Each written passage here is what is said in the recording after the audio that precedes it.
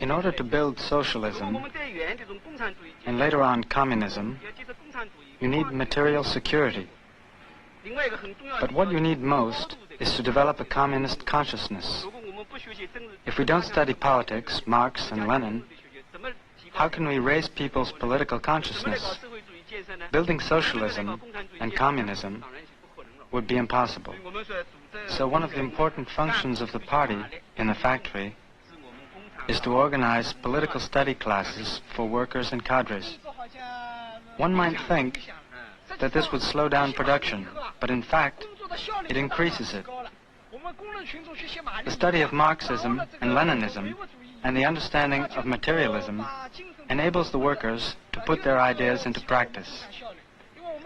We don't have to rely on money or threats to motivate the workers.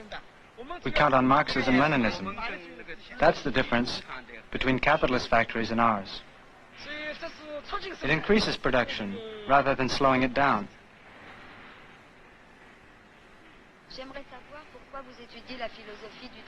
I'd like to understand why you study 19th century philosophy.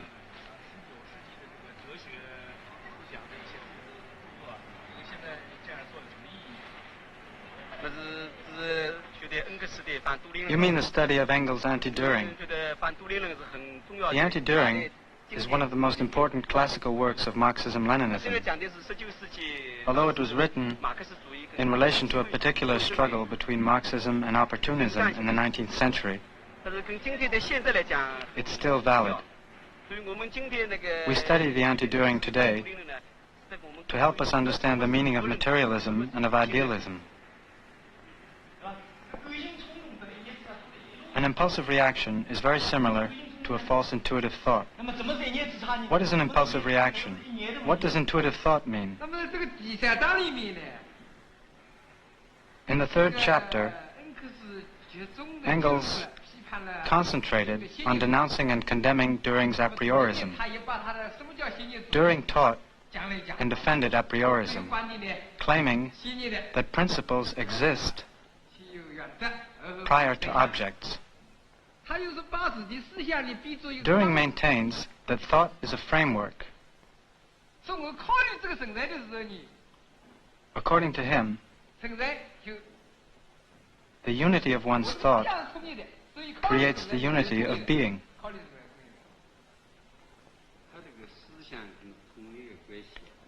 For Düring, the relationship is that the unity of thought comes first, and that of being comes after.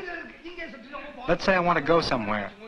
I have to take a certain route, but I have a false intuition. I go in the opposite direction. I never arrive. We always act according to our thoughts. That's how I see it. If not, we'd be acting blindly. How can that be denied? What commands action, if not thought? First we have a concept in our head, then we act.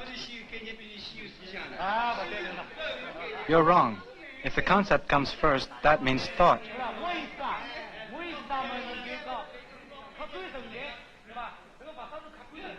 Matter exists objectively.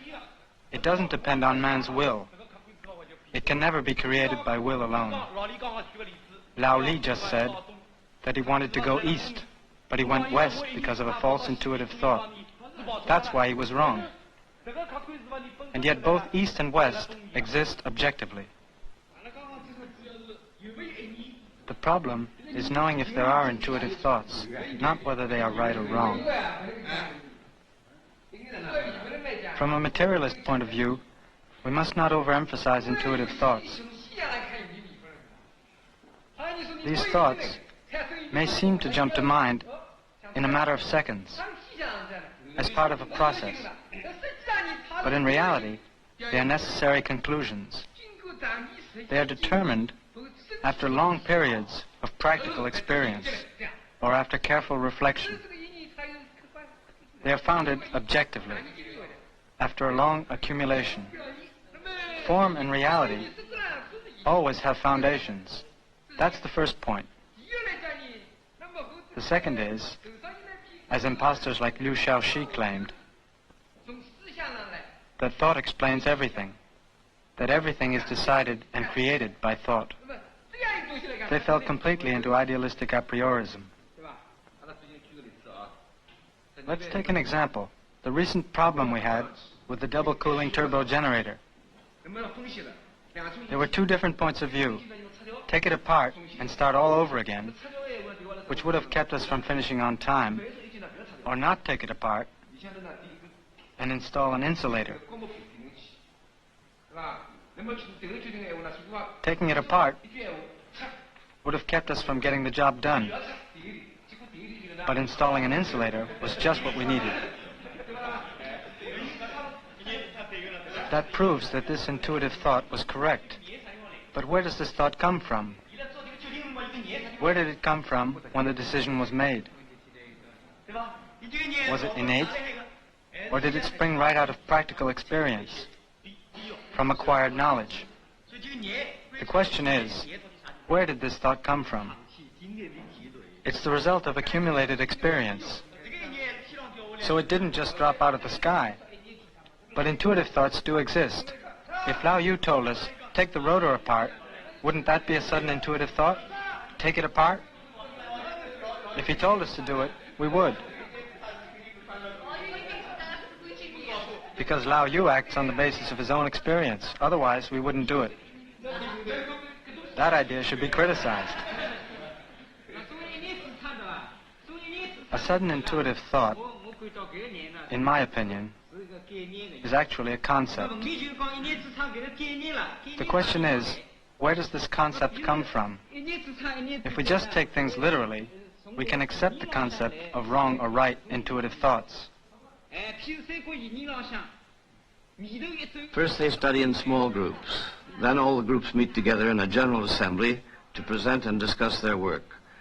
These workers come from families that were illiterate just 30 years ago. Today they have begun to reflect on philosophical issues which are considered too important to be left in the hands of a few specialists. Mao Zedong says, philosophy must liberate itself from the lecture halls. It must enter into each person's life.